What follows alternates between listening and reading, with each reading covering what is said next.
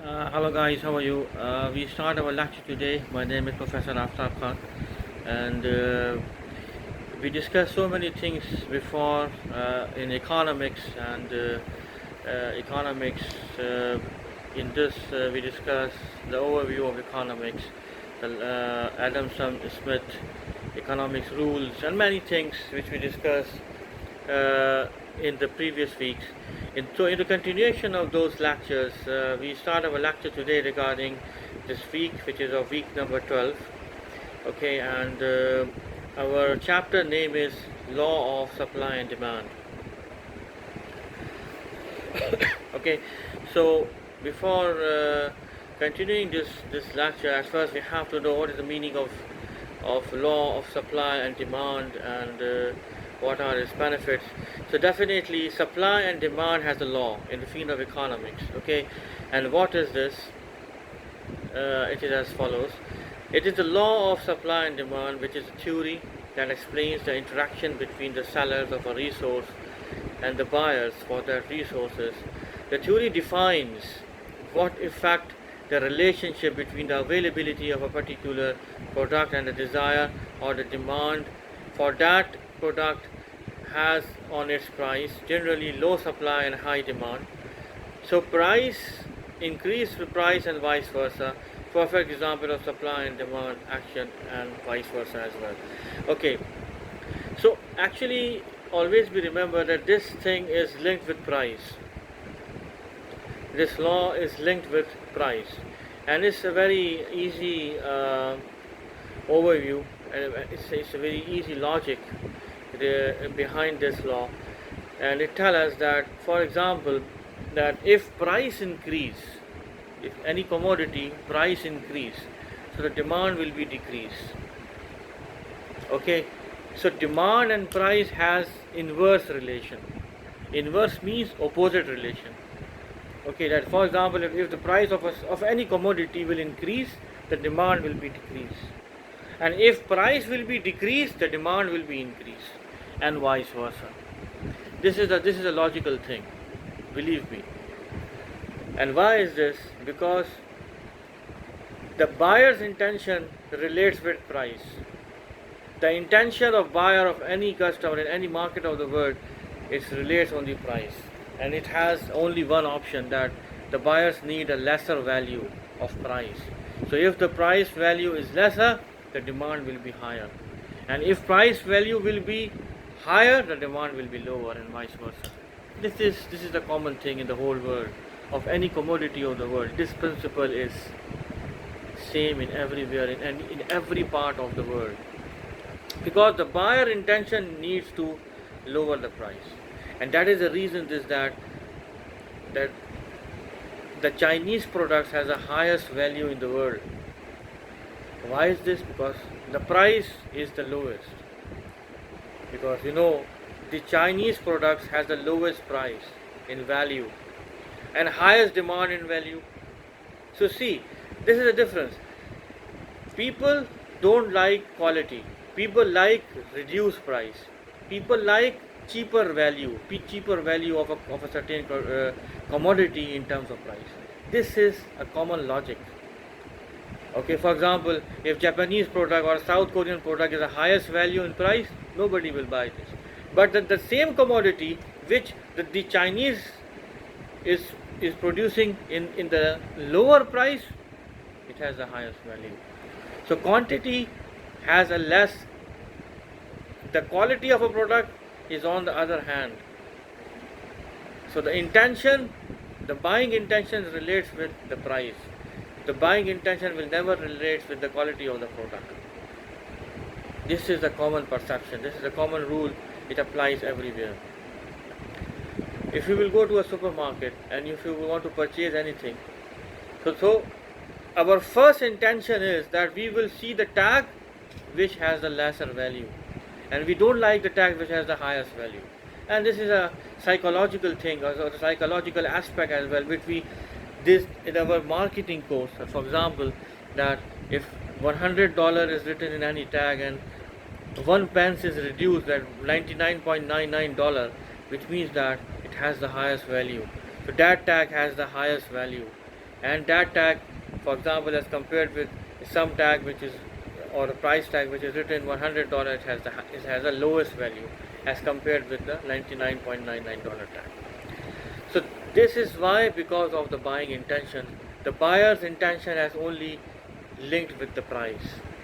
It's not linked with the quality of the product. Believe me, in everywhere this is the common rule, and this rule China is playing with this strategy, with this low price strategy, and vice versa. So our law of supply and demand also tell us this story, this logic, that the price is increased, demand will decrease, or the price will decrease, the demand will increase, and vice versa. And you know, my dear students, why it's relate with this?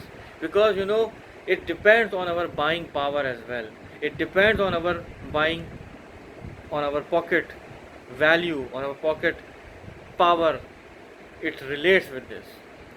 And you know, we already discussed the concept of opportunity cost in the previous lectures, which is the next best alternative for gone.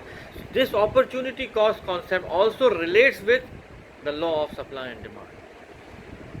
Next best alternative for gone, what we studied in the previous lectures. That, and again, this example which we learned in our previous lectures regarding, for example, if we will go, if you want to buy a chicken in a chicken shop, and that chicken, 1 kilogram chicken, is equal to, suppose, $10, okay, but in our pocket we have only $9, so we cannot buy this chicken, this quantity of chicken in this price we cannot buy, because our power, our pocket power is $9. How we can buy this in this price? But so what we will do, we will go to the next best alternative for gone, and which is the fish. Fish, suppose, is $8 or $7 or $9, so definitely we will purchase fish and we will skip chicken. Why is this? Because our pocket power is just $9, and we have to do according to our, and we have to buy according to our pocket power. So our pocket power is our buying power. So this rule also reflects in this concept, in the law of supply and demand concept, that if the price will increase, our pocket power must be, if not, must be matched with the price, with the increment of the price, we cannot buy the product, and vice versa. So this is why the demand will be decreased, because of a certain commodity, the price of that commodity has increased. So demand definitely will decrease, and vice versa. So this rule applies everywhere and every walk of life, believe me. This is a very interesting topic, and this topic relates with everywhere, in every market of the world, with every commodity of the world, and this is a simple and a fundamental rule of economics. So always be remember, and this is an MCQ question also, that if the price will increase, the demand will decrease or increase, definitely the demand will decrease. And if price will decrease, the demand will increase. On the other hand, how to increase? Okay, as a marketing professional, what is our marketing tactics to attract the customer, to make our product demandable? And this is only one concept. If we will apply this concept, we will be successful, and if we will not apply this concept, we will ever be unsuccessful. And what is this? The concept is that the reduction of price, if we will reduce the price value, the demand value will definitely increase, and vice versa. So this is our marketing strategy as well. If you belongs with, in your careers, with the marketing field, definitely you will apply this concept in your marketing strategies as well, and vice versa. Okay, you know, there are some key takeaways. The law of demand says that at a higher price, buyers will less of an economic good. This is the thing which we already discussed. The law of supply says that at the higher price, sellers will supply more of an economic good. These two laws interact to determine the actual market prices and volume of goods that are traded on a market. Every commodity has a value, and that value is determined by the wholesaler, and that wholesaler determined that value with the help of its commodity, with the help of its quantity, with the assessment of its quantity. So this quantity is also relates with demand and price. Again, there is another aspect which mix up with the quantity of a product. For example, if a quantity of a product, of a certain product, is increased, the demand will be decreased and the price value will also be decreased. If the supply of the quantity of a product is decreased, limited, then the price of a certain product or the demand of a certain product is increased. So what's going on here? Quantity and price has a direct relation.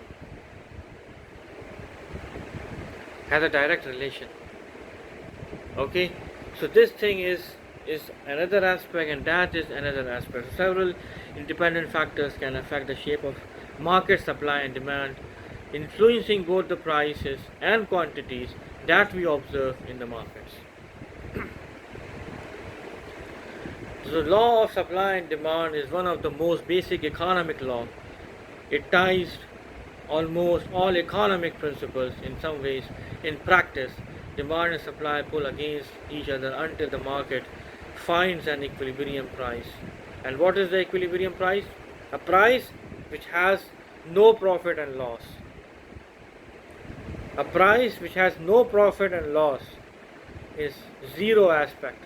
However, multiple factors can affect both supply and demand, causing them in increasing or decreasing the various ways. It was extensively studied by Murray. Robert Murray was an economist and who invented this.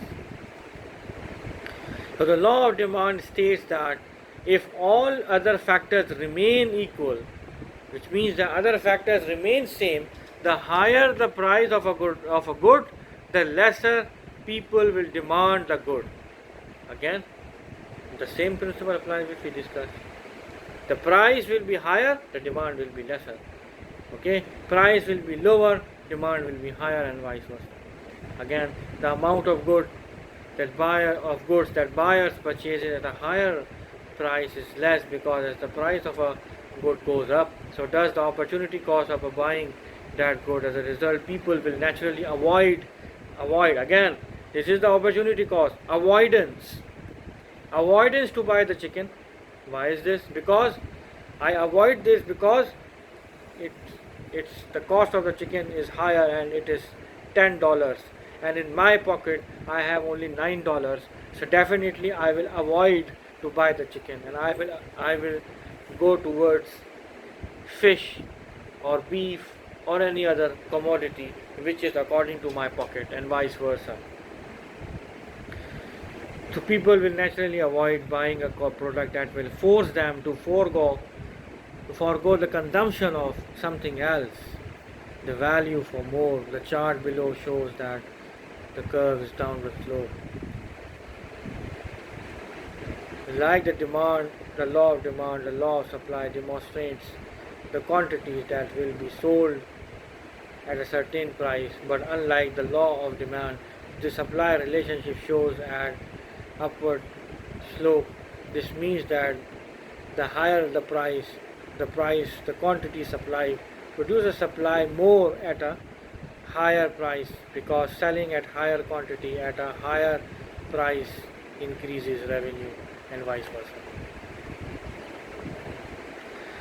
So unlike the demand relationship, however, the supply relationship is a factor of time. The time is important to supply because suppliers cannot always react quickly to a change in demand or price. So it is important to try and determine whether a price change that is caused by demand will be temporarily or permanent. So let's say there is a sudden increase in the demand and price of an umbrella in an unexpected rainy season. Suppliers may simply accommodate demand by using their production equipment more intensively. If, however, there is a climate change and the pollution and the population will need umbrella year around, the change in demand and price will be expected to the long term. Okay, suppliers will have to change their equipment and production facilities in order to meet the long term levels of demand. Shifts versus movements. So this curve has some shifts, and this shifts belongs with the movements of the price and demand and the quantity as well. For economics, the movements and shifts in relation to the supply and demand curves represents very different market phenomena. A movement refers to a change along a curve. On the demand curve, a movement denotes a change in both price and quantity demanded from one point to another on the curve. I am repeating my sentences. On the curve, the movement implies that the demand relationship remains consistent. Therefore, a movement along the demand curve will occur when the price of the good changes and the quantity demanded changes in accordance to the original demand relationship. So in other words, a movement occurs when a change in the quantity demanded is caused only by a change in price and vice versa.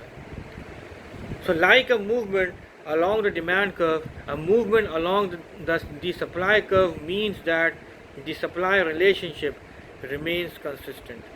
Therefore, a movement along the supply curve will occur when the price of the good changes and the quantity supplied changes in accordance to the original supply relationship. So in other words, a movement occurs when a change in the quantity supplied is caused only by a change in price and vice versa.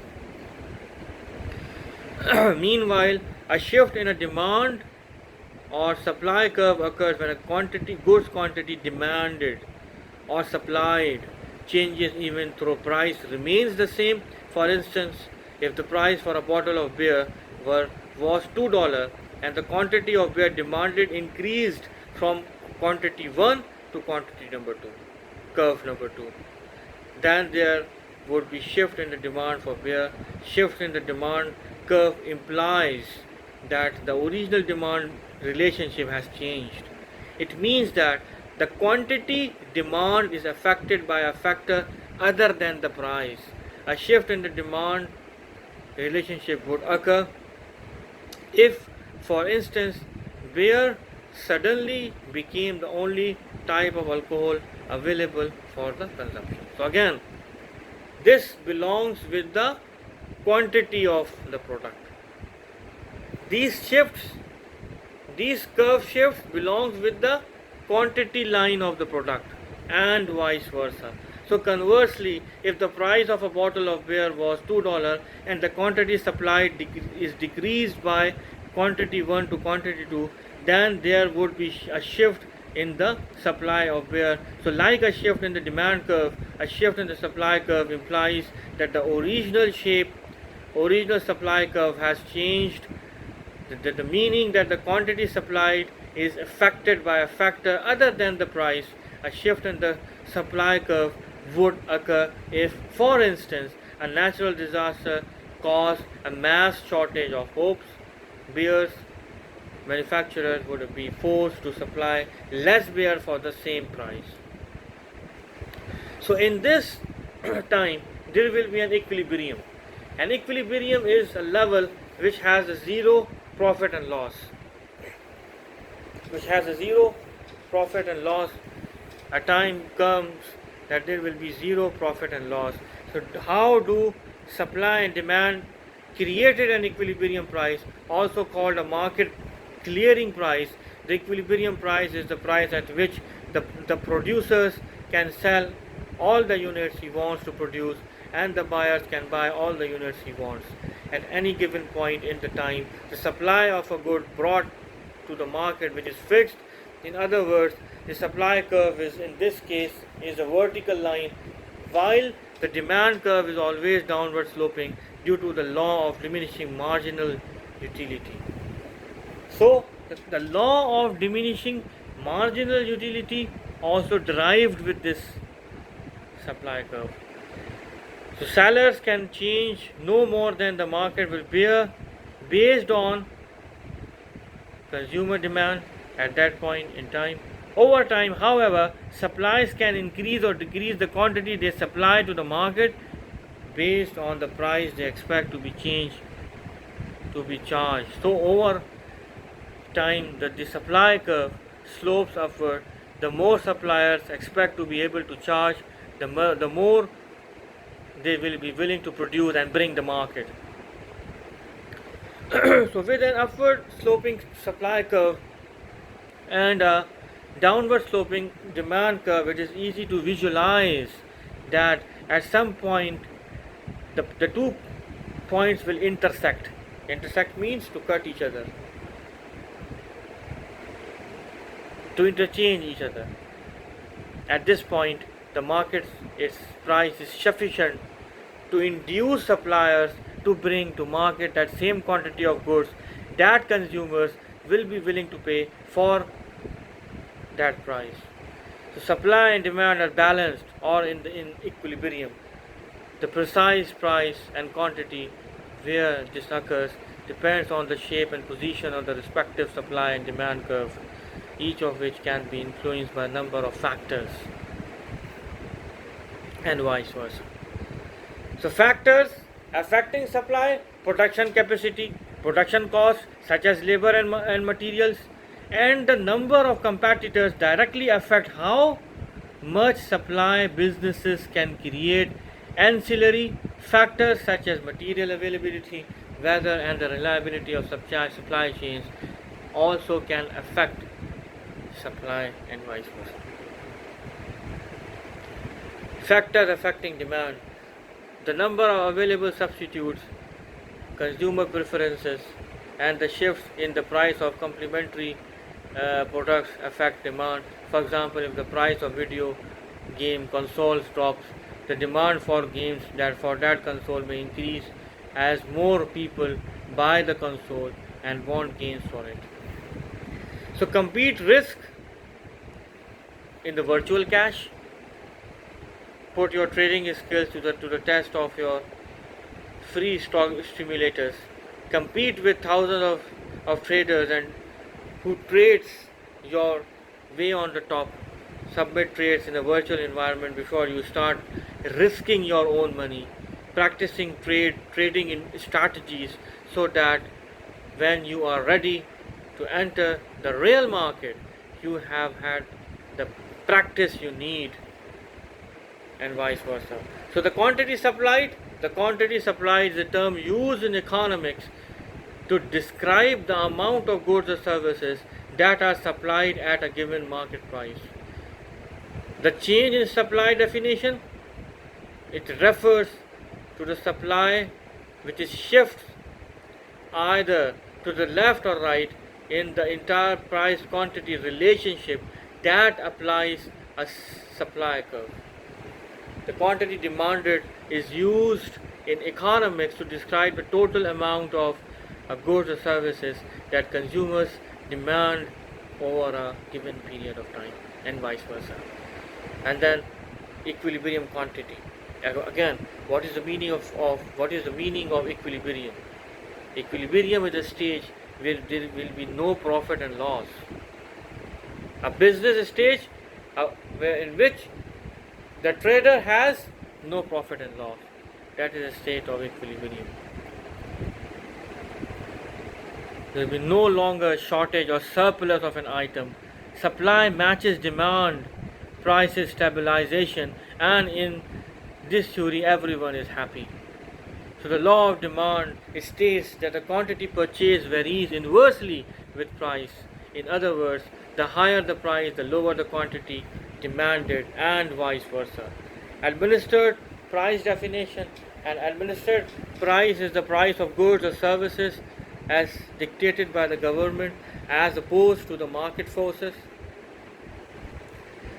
So these are the things which we're going to discuss in today's lecture, which is a very interesting chapter, which is the law of demand and supply. And this law and demand and supply basically is a fundamental economic rule of principle in the field of economics, and all the market supplies of the world relates with this law and demand curve, and vice versa.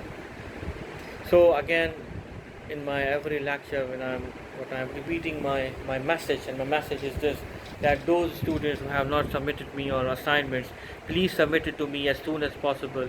And those students who already submitted their assignment, please ignore this message. But this is an online semester because of the COVID-19 coronavirus. Everybody knows this. There will be no final exam, there will be no midterm exam, but yes, there are assignments in the replacement of the final exam, and there is a project which already submitted to you, which is in your cyber law YSU website. Please make sure submit me your assignment on time, because today is the 12th week. The 15th week will be the final exam week, and there will be no lecture. So how many lectures left? 3 lectures. 13th week, 14th week, 2 lectures, sorry, and the 15th week will be the final exam. But this week is 12th week, 13th week and 14th week, 2 weeks are left. 15th week will be the final exam. So please, I am requesting you guys to please submit me your assignments on time. Those students who will not submit me your assignment, it is a problem for you, but please submit it to me, your assignments, in your cyber YSU website. And if you have any question, any ambiguity, you can ask me via message in the cyber YSU website, and I will give you the comments on your lectures. I hope this is a very interesting lecture. You understand this and you will learn this as a professional career. Till then, we will meet again in the next lecture. So till then, goodbye and best of luck.